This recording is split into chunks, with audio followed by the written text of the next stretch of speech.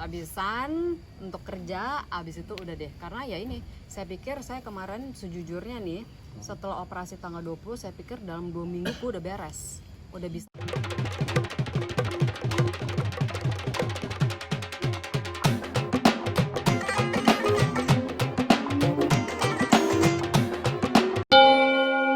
Jadi sorry karena udah mulai agak, karena masih belum pulih 100%. Jadi sekarang ini karena saya tuh ada sebenarnya dari sananya tuh ada bilangnya tuh vertigo something. Jadi kalau misalnya kayak saya yang kalau duduk terus tiba-tiba berdiri suka kayak kelingan gitu kan. Nah jadi nih karena kemarin pas lagi baru operasi, jadi kan otomatis kan ada darah yang keluar gitu, jadi kayak lebih tambah bikin semeriwing gitu lah gitu. Jadi pelan-pelan ya, sabar. Oke, tadi pertanyaannya awal mula ceritanya bisa tahu sakit ini ya. Jadi di tahun mulai dari mana ya? Jadi saya tuh Agustus 2023 itu medical check up. Nah pas lagi medical check up itu USG, yang namanya juga kan lengkap ya, ada USG-nya gitu. Nah pas lagi di USG itu ada kelihatan nih benjolan.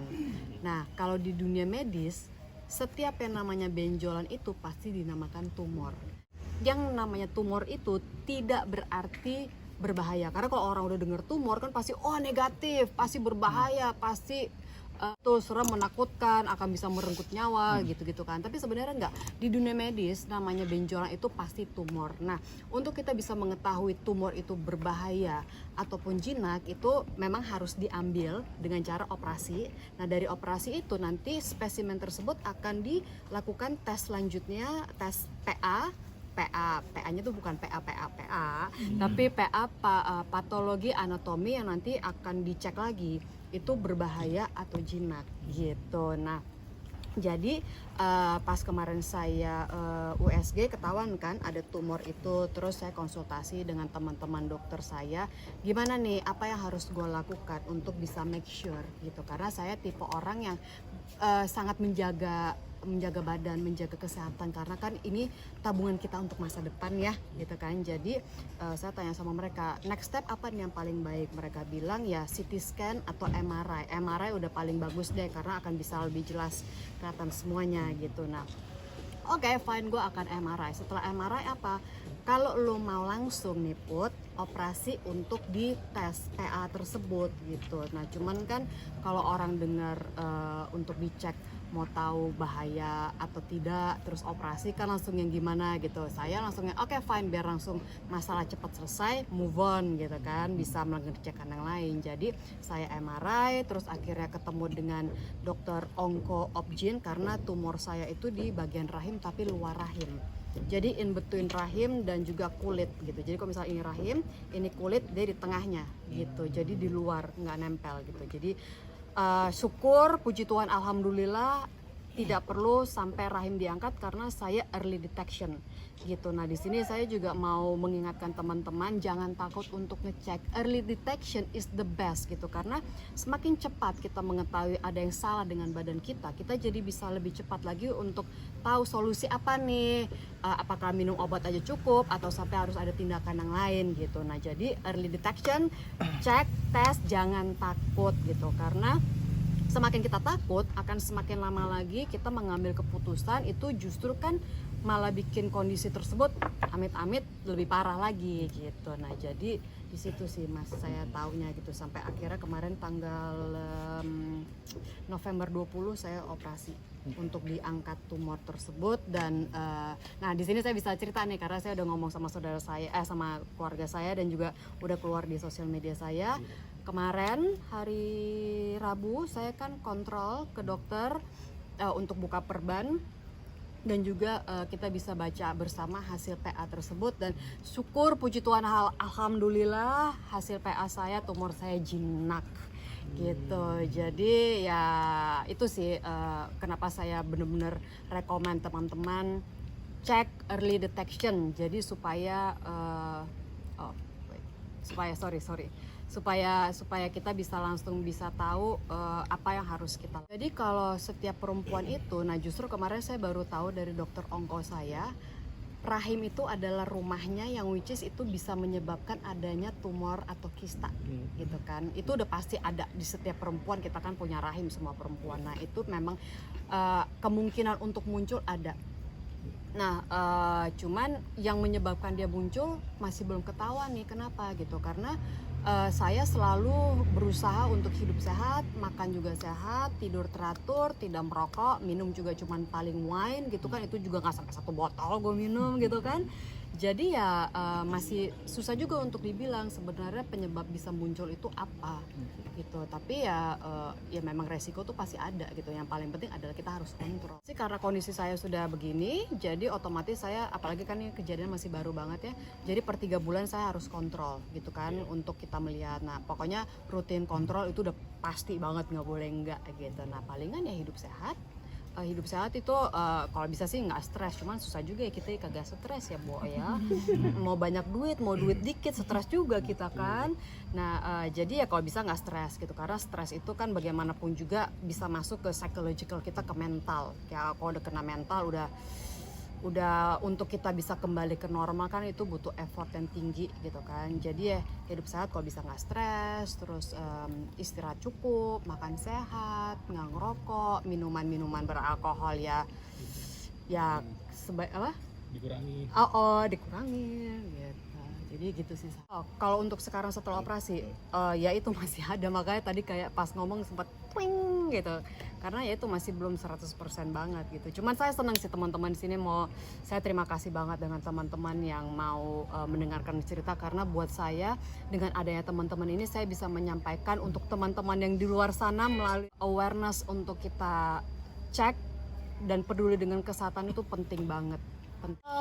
Ya senang gitu, karena karena kalau misalnya sampai tumor itu ganas ya otomatis kita harus ada tindakan selanjutnya yang I don't know, kemo atau apa kan, karena kan itu namanya juga ganas, dan kalau udah ganas ya udah ya kita saya nggak bisa ngomong sih kalau udah sampai ganas gimana. Tapi karena kemarin dibilang jinak, entah kenapa ya feeling gue tuh kayak oke ini baik-baik aja, karena mungkin saya tuh tipe orang yang kita harus positif, karena dengan kita berpikiran positif ya kalaupun misalnya sampai amit-amit ada sesuatu yang tidak mengenakan ya kita jadi jalaninnya bisa lebih ringan. Enggak, karena gimana ya, karena ya itu kayak tadi saya cerita, saya tuh tipe orang misalnya kayak ada suatu masalah, saya bukan tipe orang yang dwell tuh apa ya, kayak yang terlalu berlarut-larut untuk sedih, kepikiran, stres, apalagi sampai depresi ya. Jadi kalau ada masalah, oke, fine, gue ada masalah ini, jadi solusi pilihan apa nih yang gue punya di depan gue, jadi mana yang terbaik yang bisa gue pilih, ini yang terbaik, konsultasi dengan orang-orang yang paham dengan bidangnya, oke, menurut mereka yang terbaik itu oke, ayo kita jalanin, jadi lebih cepat selesai, lebih bagus gitu. Jadi ya udahlah, jadi nggak usah kebanyakan kelamaan ada masalah.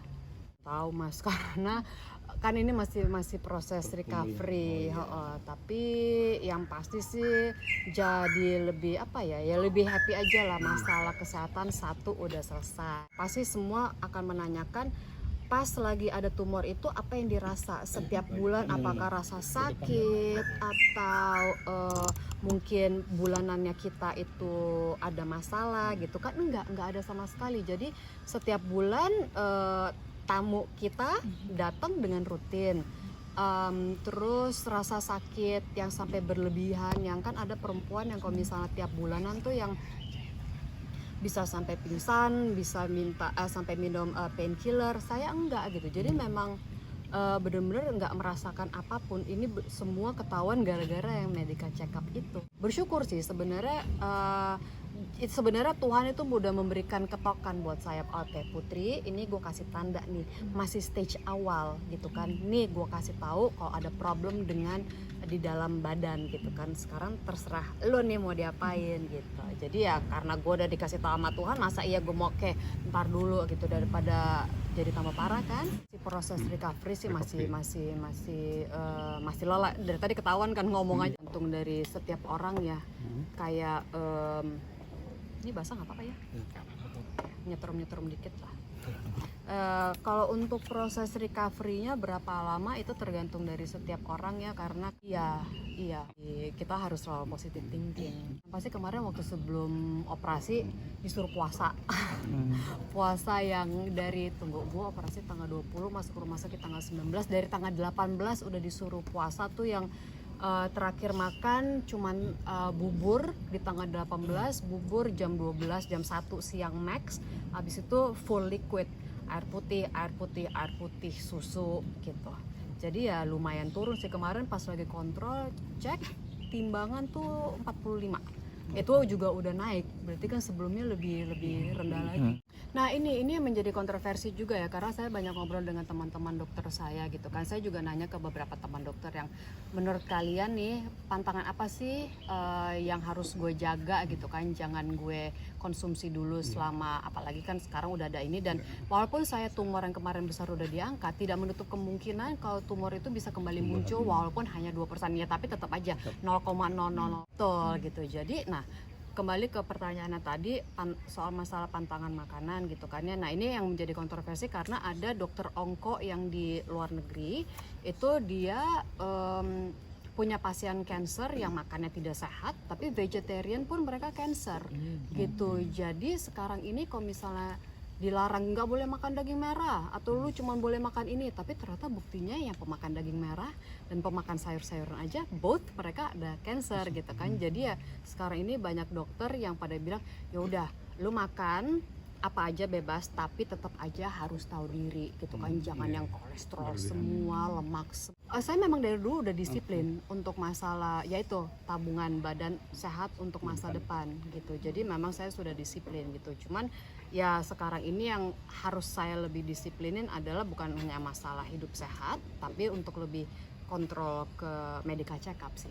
Itu yang harus jelas tiap tahun harus gue bikin gitu. Kalau keluarga sendiri seperti apa nih? Tentu mereka khawatir gitu kan. Dan juga waktu jadi waktu kemarin ini saya ngasih tahu ke keluarga saya agak di belakang, agak final, karena saya tidak mau membuat mereka khawatir kelamaan. Jadi saya ngasih tahu ke keluarga tuh literally saat terakhir sebelum operasi, hari apa, jam berapa, apa aja yang harus dilakukan gitu.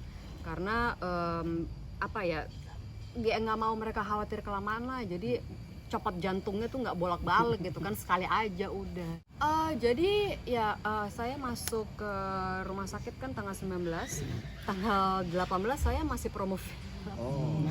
Masih promo film karena kan saya berpikir once gue udah masuk ke rumah sakit which is tanggal 19 sampai entah kapan kan nggak bisa kerja kan. Jadi gue hajar kemarin abis-abisan untuk kerja, abis itu udah deh. Karena ya ini saya pikir saya kemarin sejujurnya nih setelah operasi tanggal 20 saya pikir dalam 2 minggu gue udah beres, udah bisa aktivitas lagi gitu kan. Jadi tapi ternyata kok masih begini gitu. Jadi ternyata nggak tahu nih kenapa, makanya apakah karena kemarin saya kehilangan darah yang 50 cc itu jadi berpengaruh dengan vertigo saya ini atau apa, nggak tahu. Karena saya tadi benar literally baru hari ini saya tanya ke teman dokter saya pengaruhnya apa, tapi belum dijawab. Mungkin tadi kalian nelfon gitu. Karena kok ya itu setiap kali apa kayak dari duduk ke berdiri walaupun pelan-pelan tuh kayak butuh waktu gitu untuk yalah di rumah aja full istirahat nggak ngapa-ngapain, karena sama orang rumah pun nggak boleh ngapa-ngapain.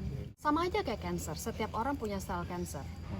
Untuk masalah dia timbul apa tidak, yes, faktor genetik ada, tapi faktor dari pola hidup, kembali lagi ke pola hidup itu juga ada gitu. Jadi ya perempuan tumor di bagian rahim itu umum gitu kan, itu bukan sesuatu yang kayak gimana banget gitu. Jadi ya untuk ditanya penyebabnya apa ya bisa banyak hal.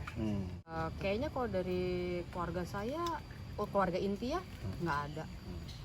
Jadi ya memang mungkin cuma saya aja nggak tahu kenapa gitu, karena atau mungkin terlalu jaga makanan, hidup terlalu bersih itu bikin ringkih juga gitu kan, bisa juga gitu. I don't know.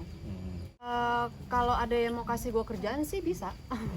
Tidak menutup kemungkinan, kan rezeki dari Tuhan. Kalau rezeki dari Tuhan gue tolak, ntar gue dikena marah sama desa, wah salam, amsyong gue kan. Saya operasi itu bukan bius total, tapi bius spine. Jadi operasi saya ini karena di daerah rahim, itu kayak C-section, sesar.